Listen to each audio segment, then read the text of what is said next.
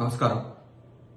గౌరవనీయులు తెలంగాణ రాష్ట్ర మాజీ ముఖ్యమంత్రి వర్యులు శ్రీ చంద్రశేఖరరావు గారి కుమార్తె, సోదర సమానులు కవిత గారు ఈరోజు ప్రెస్ మీట్లో మాట్లాడుతుంటే చూశాను. అమ్మా, నిన్ను 2 క్వశ్చన్లు వేద్దాం అనుకుంటున్నా, తప్పుగా అనుకోకు. ఎందుకంటే అడగకపోతే నాకు ఎజిడిటీ వస్తుంది, అందుకని నేను అడుగుతున్నా. గత 10 సంవత్సరాలుగా గుర్తురాని పూలే సాబ్ మీకు గుర్తు రావడం చాలా సంతోషం.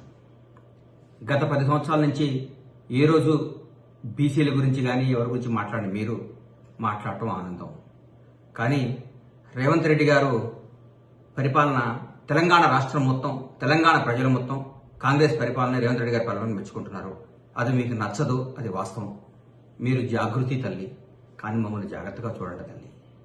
అమ్మా, ఈరోజు ఒక కుటుంబం నుంచి ఇద్దరు ఉన్నారు మా కాంగ్రెస్ పార్టీలో అని చెప్పారు. ఏమ్మా, గౌరవ నర్సిరెడ్డి గారు మంత్రి పదవిలో ఉండి ఎన్నో పదవులు అనుభవించి ఆయన ఓ ప్రభుత్వ కార్యక్రమంలో పాల్గొనడానికి పోతే ఆయన్ని, ఆయన కొడుకుల్ని అప్పటి నక్సలైట్లు దారుణంగా చంపేయడం జరిగింది. ఇన్ని రోజుల తర్వాత వాళ్ళ మనవరాలు పదవిలో రావడం తప్ప అమ్మా?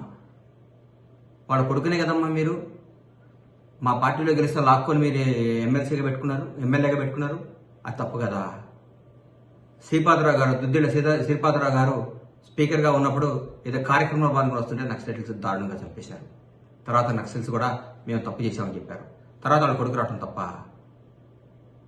అట్లయితే తెలంగాణ కోసం ఎంతోమంది పోరాడితే కానీ మీరు, నాన్నగారు, మీ అన్నయ్య గారు, మీ బావగారు, మీ తమ్ముడు సంతోష్ గారు, వినోద్రావు గారు, ఆరావు గారు, ఇంకోరావు గారు, ఇంకోరావు గారు, ఇంకేదేదో రావు గారు, ఇంతమంది మీరు ముఖ్యమైన పాత్రలని పోషించి మీరు తెలంగాణను మాత్రం తోసుకోవటం తప్పలేదా అమ్మా? న్యాయమంతా లేదు నీకు. కాంగ్రెస్ పార్టీని విమర్శించొద్దమ్మా నువ్వు. ఎందుకంటే కాంగ్రెస్ పార్టీ తెలంగాణకి ఎంతో చేస్తుంది, తెలంగాణ ఇచ్చింది.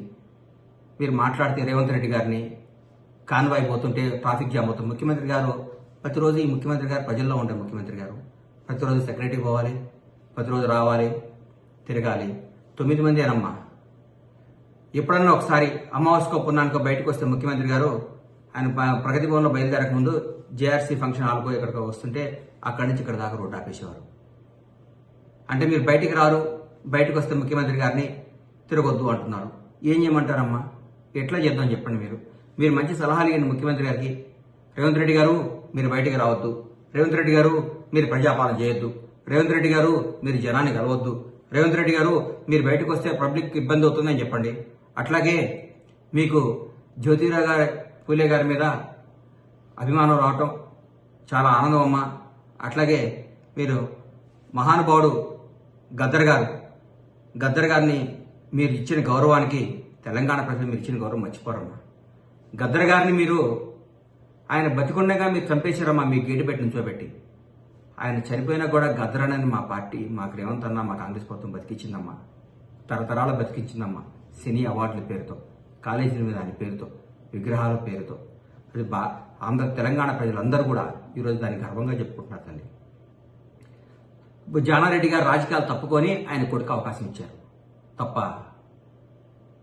మీరు ముఖ్యమంత్రిగా ఉన్నట్టుగా కానీ మీరు అన్ని పదవులు అనుభవించి శాసించి ప్రతి ఒక్క మంత్రిని డమ్మీ చేసి అప్పటి హోంమంత్రి మహమూద్ అలీ గారు చెప్తే కానిస్టేబుల్ ట్రాన్స్ఫర్ కూడా కానీ మీరు చేయించండి. మీరు రాష్ట్రాన్ని మీ కబంధాస్తాల్లో పెట్టుకొని రాష్ట్రాన్ని శాసించి, రాష్ట్రాన్ని దోసుకొని, రాష్ట్రాన్ని సర్వనాశనం చేసి 7 లక్షల కోట్ల అప్పులు చేసిన మీరు, కొన్ని వేల ఎకరాల భూమిని బకాసురులాగా మింగేసిన మీరు,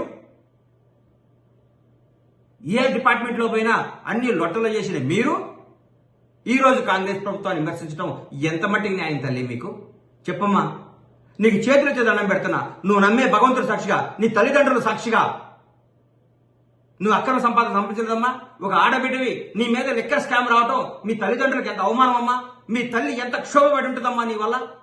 ఆ తల్లి, మహాతల్లి నీ గురించి ఎంత బాధపడి ఉంటుందమ్మా. నేను ఇట్లాంటి బిడ్డను ఎందుకు కన్నా ఎంత బాధపడి ఉంటుందమ్మా.